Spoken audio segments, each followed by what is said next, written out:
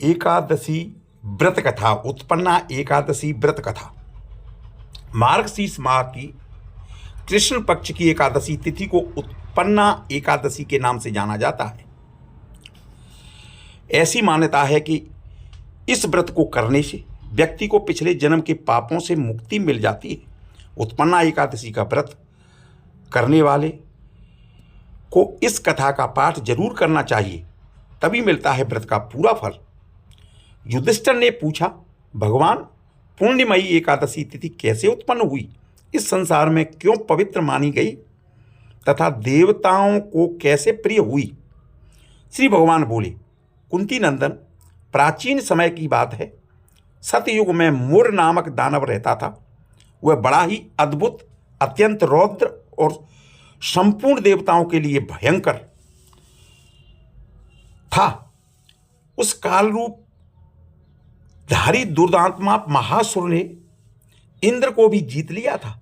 संपूर्ण देवता उससे परास्त होकर स्वर्ग से निकले जा चुके थे और संकित तथा भयभीत होकर पृथ्वी पर विचर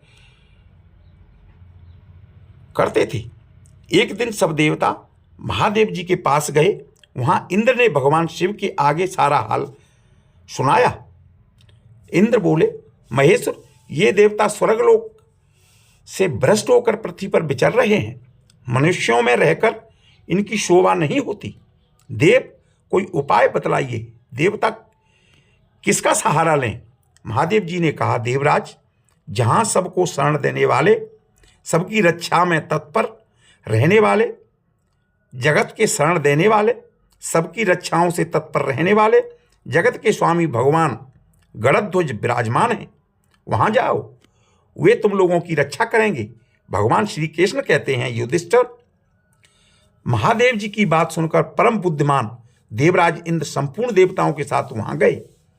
भगवान गदाधर क्षीर सागर के जल में सो रहे थे। उनका दर्शन करके इंद्र ने हाथ जोड़कर स्तुति आरंभ की। इंद्र बोले, देवों के देवेश्वर, आपको नमस्कार है। देवता और दानव दोनों ही आपकी वंदना करते हैं। पुंडरीकाक्ष, आप दैत्यों के शत्रु हैं। मधुसूदन, हम लोगों की रक्षा कीजिए। जगन्नाथ, संपूर्ण देवता मुर नामक दानव से भयभीत होकर आपकी शरण में आए हैं। वक्त वत्सल, हमें बचाइए। देव देवेश्वर, हमें बचाइए। जनार्दन, हमारी रक्षा कीजिए, रक्षा कीजिए। दानवों का विनाश करने वाले कमल नयन, हमारी रक्षा कीजिए। प्रभु, हम सब लोग आपकी समीप आए हैं, आपकी ही शरण में आए हैं। भगवान, शरण में आए हुए और देवताओं की सहायता कीजिए। देव, आप ही पति, आप ही नेही मति, आप ही कर्ता और आप ही कारण हैं।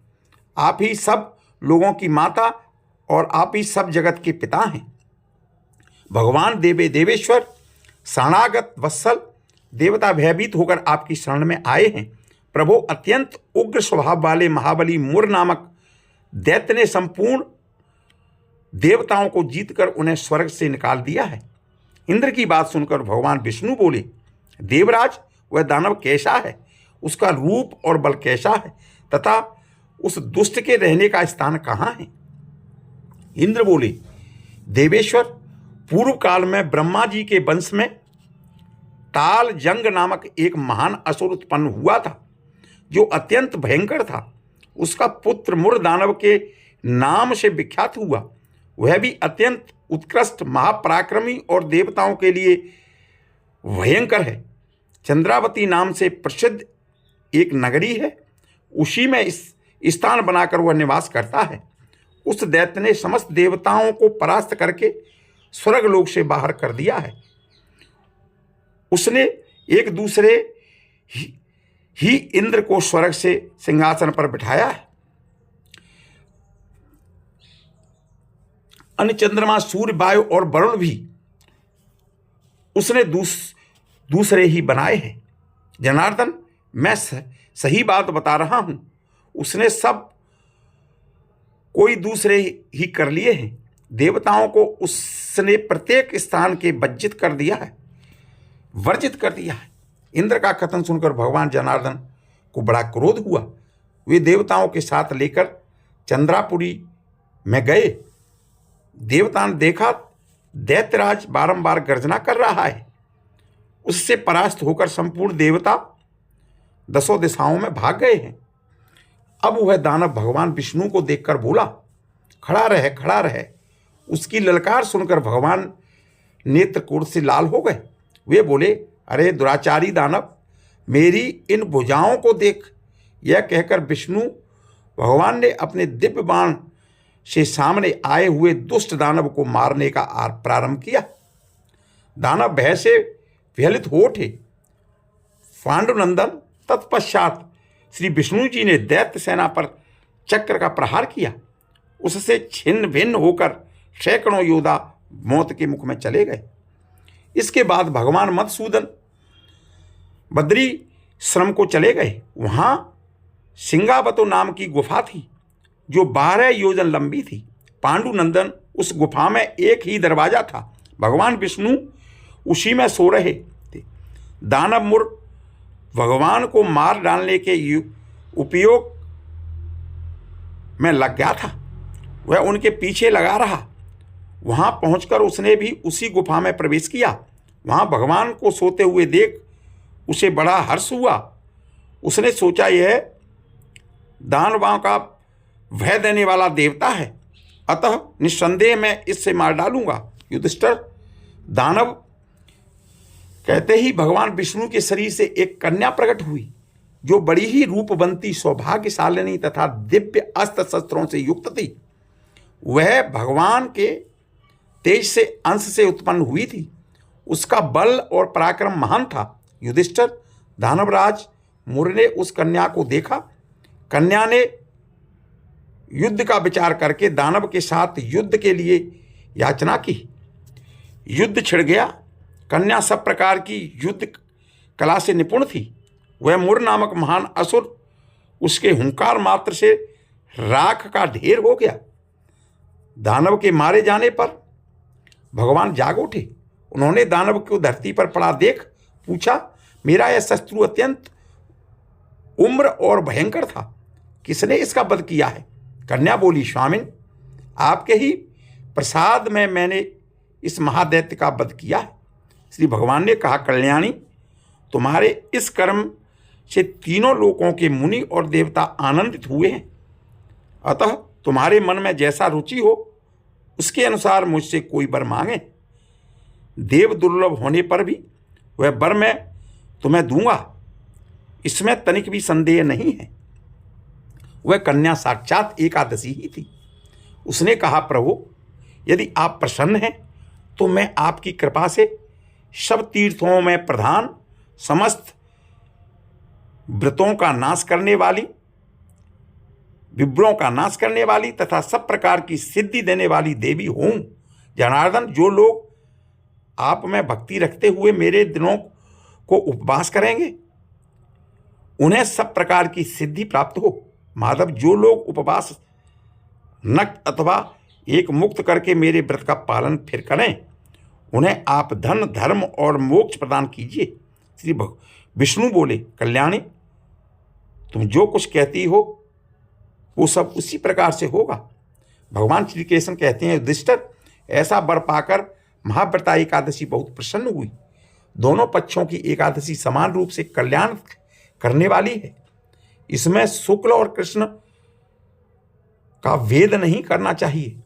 यदि उदय काल में थोड़ी सी एकादशी, मध्य में पूरी द्वादशी और अंत में किंचित त्रयोदशी हो तो वह त्रिस्पर्शा एकादशी कहलाती है। वह भगवान को बहुत ही प्रिय है।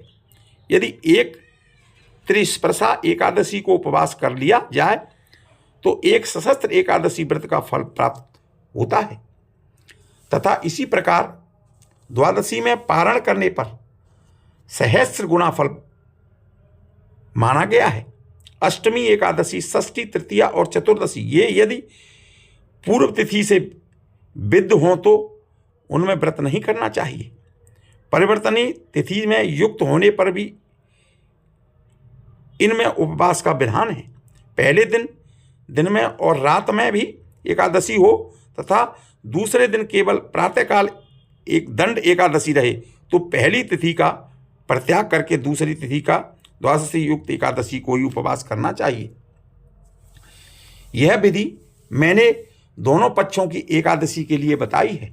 जो मनुष्य एकादशी को उपवास करता है वह वैकुंठ धाम में, जहाँ साक्षात भगवान गणोध्वज विराजमान है, हो जाता है। जो मानव हर समय एकादशी के महत्व का पाठ करता है उसे सहस्र गोदानों के पुण्य का फल प्राप्त होता है। जो दिन या रात में भक्तिपूर्वक इस महात्मा का श्रवण करता है वे निस्संदेह ब्रह्मा हत्या और पापों से मुक्त हो जाते हैं। एकादशी के समान पापनाशक व्रत दूसरा कोई नहीं है। बोलो उत्पन्ना एकादशी की जय। आरती। ओम जय एकादशी माता, मैया जय एकादशी माता, विष्णु पूजा व्रत को धारण कर शक्ति मुक्ति पाता। ओम जय एकादशी माता, तेरा नाम गिनाऊं देवी, भक्ति प्रदान करनी, मैया भक्ति प्रदान करनी, गढ़ गौरव की देनी, माता शास्त्रों में भरनी। ओम जय एकादशी माता। जय राम। मार्गशीर्ष के कृष्ण पक्ष की उत्पन्ना विश्वतारिणी जन्मी, शुक्ल पक्ष में हुई मोक्षदा, मुक्तिदाता बन आई। ओम जय एकादशी माता।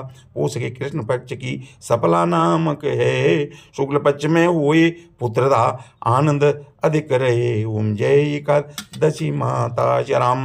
नाम षटतिला माघ मास में कृष्ण पक्ष आवे, स्वच्छ पक्ष में जया कहावे, विजय सदा पावे। ओम जय एकादशी माता। विजया फागुन कृष्ण पक्ष में शुक्ला आमल की, मैया शुक्ला आमल की, पाप मोहिनी कृष्ण पक्ष में चैत्र महाबली की। ओम जय एकादशी माता। राम।